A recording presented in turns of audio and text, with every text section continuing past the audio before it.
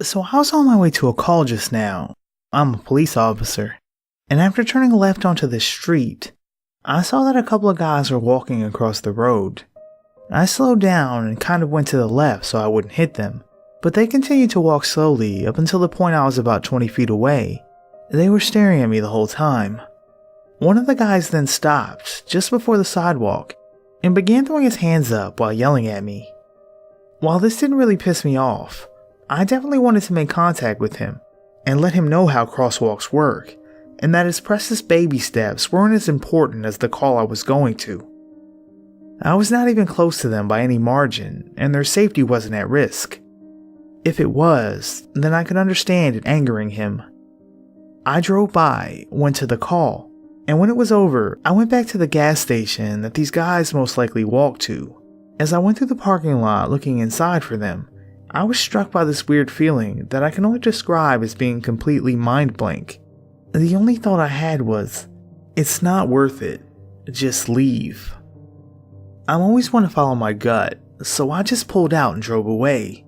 Well, as I pulled out, I got a text from someone, and as soon as my phone vibrated, my mind started playing this scene out as if it was a legitimate memory. Basically, I had gone into the store and found these guys coming out of the restroom. I make contact and start talking to the guy about him not having to get the way that he did. He starts to get angry and pulls out a gun from his waistband, and we get into a firefight that ends with him dead and me bleeding out on the floor. Well, me not wanting to text and drive, I waited until I got to my favorite spot and pulled my phone out to find a text from my girlfriend that says, "Are you okay? For some reason I got this awful feeling that you weren't." She's never texted me something like that before, even though she does worry a lot, and I've been in much worse situations than some guy being a jerk. Not sure if you would consider this a glitch or quantum immortality. I just thought I'd post it since I love this sub and thought that what had happened was pretty neat.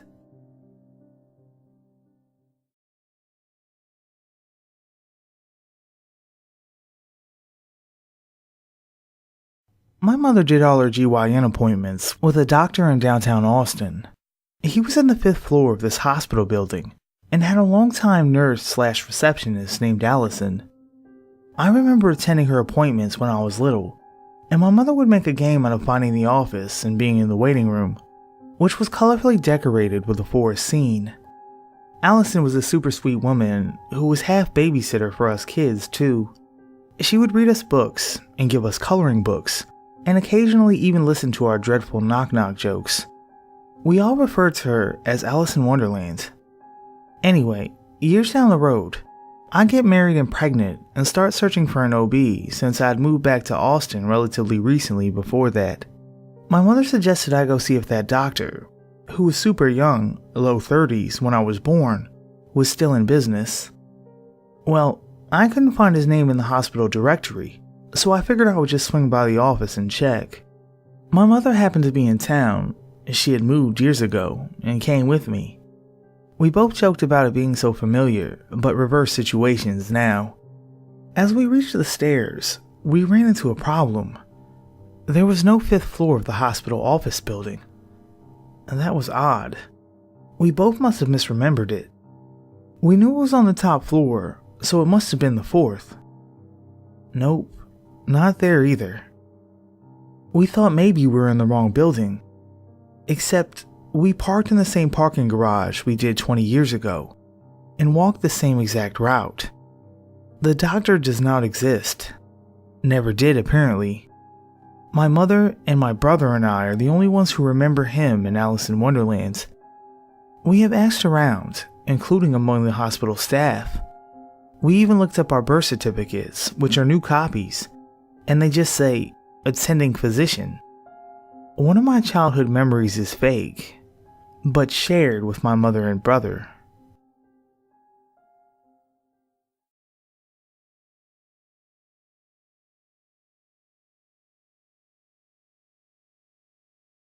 This happened when I was around 16 years old.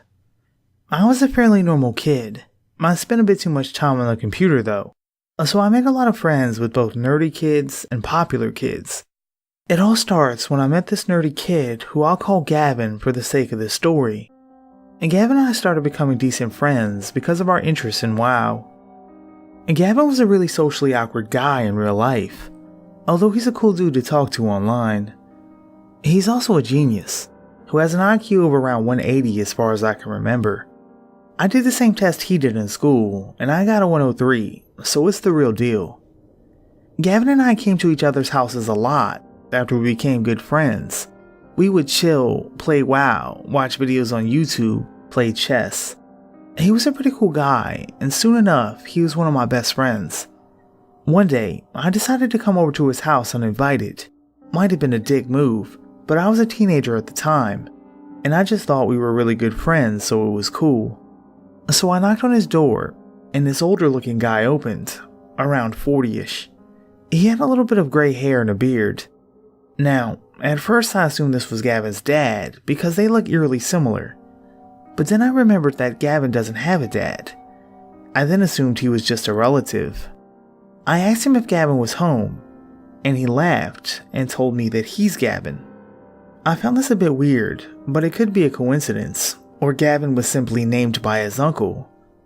I told him that I'm looking for his 16-year-old Gavin, described him to the guy, and he started looking uneasy. After some hesitation, he said Gavin was not home. I asked him when he was going to get home, didn't really go into questioning who he was, and he gave me a time after thinking for a few seconds. So I came over at the given time, and my friend, 16-year-old Gavin, opened the door. I told him that his relative was there. He told me that he has no relative with the same name as him, and he also told me that he was home at the same time I came and met the 40-year-old. We both found this extremely weird, and our only explanation is time travel. I still keep in touch with Gavin, who just happens to be studying quantum mechanics at this time.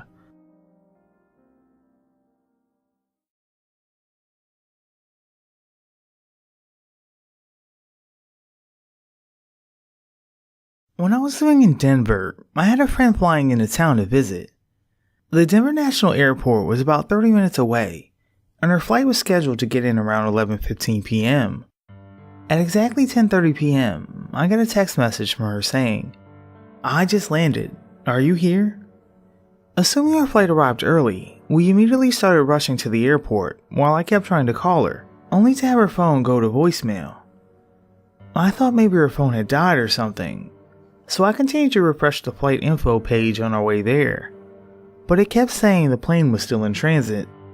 We ended up getting to the airport before 11:15, and with no word from my friend or new information about the flight, we circled the airport and waited. Until 11:15 or so, when I get the exact same message that had been sent to me at 10:30.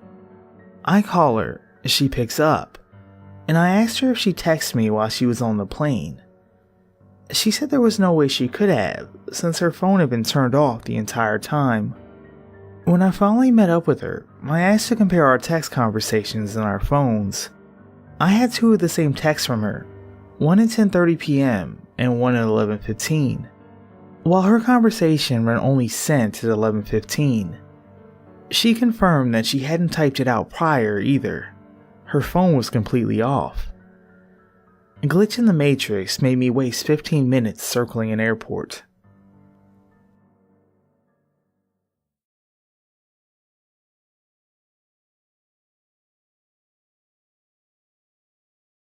When I was around 9 or 10 years old, I had this bunk bed with a ladder that would hook onto the metal base that held up the top bunk.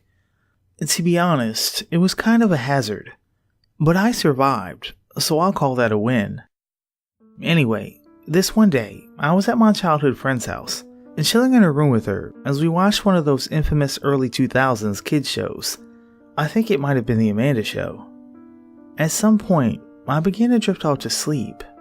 When I was in that weird twilight state between being asleep and awake, I started to see what I can only describe as a kind of movie in my head. I could tell I was at least partially awake, because I was aware of my surroundings. I could hear the chirping of my friend's guinea pigs in the background, and the soundtrack of her TV show. The images I was seeing had this super surreal quality to them. They were transparent, like I could see through them to the darkness behind my eyelids. I saw myself in them, at my house, in my bedroom. My friend was standing on the right side of me, my brother was standing on my left, and I was standing in front of the ladder to my bunk bed. Behind me, there was a small table which stood against the wall of my bedroom. I saw myself start to climb up my ladder, and somehow I knew I was trying to get something off my bed. I sleep on the top bunk. As I climbed the ladder, I began to fall backwards, and I knew I was going to hit my head on the table. With a jolt, I snapped back to full alertness, sitting bolt upright in my friend's bed, breathing hard as my heart pounded in my chest. I told my friend about what I'd seen, and after a few moments, I managed to calm down and put it out of my head. A couple of hours later, we decided that I was going to spend the night at my friend's house. I called my mom to ask for permission before my friend and I walked down the street to my house. I gathered up my clothes, pajamas, etc., and then went to grab something from my bed. As I was preparing to climb the ladder up to my bed, I froze. I realized that my friend was standing on my right, and my brother was on my left. Behind me was the table. I hesitantly pulled the ladder towards me, only to realize that there was no resistance whatsoever. It was completely unhooked from my bed, just leaning up against it. If I'd begun to climb it before checking to see if it was properly hooked, my weight would have pulled it backward, and I would almost definitely have hit the back of my head on the little table behind me. I went and told my mom about the incident, still in shock. I didn't know how my ladder had come unhooked from my bed, since it was securely fastened that morning when I left for school. My mom looked at me with an expression between shock and horror as she revealed to me that she'd taken down my ladder earlier that day while I was at school, because she was afraid my little brother would try to climb up onto my bed and fall. When I'd called to let her know I was coming home to get some stuff to spend the night at my friend's house, she put the ladder back, not realizing that it wasn't hooked onto my bed. I had no idea before that day that my mom had a habit of removing the ladder from my bed when I wasn't home.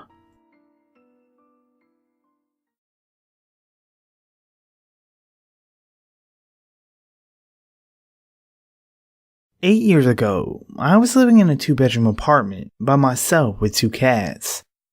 I had a girlfriend, who I will name Elsa for this story, who lived 45 minutes away on her college campus. Most weekends, she would drive into town and stay at my place until she had class again on Monday. We did regular things, as we didn't get to see much of each other. We liked to spend time alone together, watching movies, playing games, or the like. Please keep in mind that neither of us were drug or alcohol users, as I have a good job I can't risk losing, and she just simply never cared for intoxicants, nor were either of us on any medication. So here's the scene. It's Saturday night, 11 p.m. Elsa and I are sitting on the couch, watching a movie, I can't remember which. We are dressed, sober, and alert, as we slept in that morning and had plenty of sleep. We are chatting, laughing, talking. The TV is illuminating our immediate area, and I kept a light on in the kitchen to provide some ambient light for the living room as well. My cats are asleep in their favorite chair. All is well. Everybody is safe and comfortable. Suddenly, without any kind of warning or inkling, the jump, as I have come to call it, happened. You know when you're watching dialogue in a movie and they're using 2 cameras to film? When they switch from camera to camera to capture the one speaking, it's seamless. With no clipping, interruption, fading, or transition effects, it was that sudden. We were having a good time together in the living room when in an instant, I found myself sitting on the foot of my bed, clothes removed, in the dark. For about 1/2 a second, a million thoughts entered my mind. Had something fallen off the wall and hit my head? Did I have a seizure? Was I dreaming this whole time? Where is Elsa? Then the scary part. I turned to my right, and Elsa's also sitting on the foot of the bed next to me, her clothes removed as well. Her eyes are the size of golf balls, and she's trembling. I realize I am as well. I try to speak and ask her if something happened, but I'm so frightened, I only stutter. After looking around the room and realizing we're alive, she managed to ask me what happened. I didn't want to answer, in case it was just me, and I didn't want to come off as nuts. I just looked at her. After a pause, she started asking me again if I had turned off the lights, or removed our clothes, or if I knew what was going on. I didn't. Neither of us had experienced grogginess or confusion before the event. Furthermore, we didn't experience any sensations other than fear and confusion after.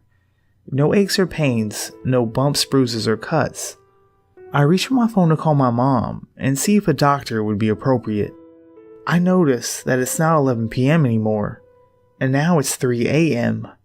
In that sudden instant, that instantaneous change of scene, 4 hours had passed. Everything in the house had been turned off, and we had been stripped naked.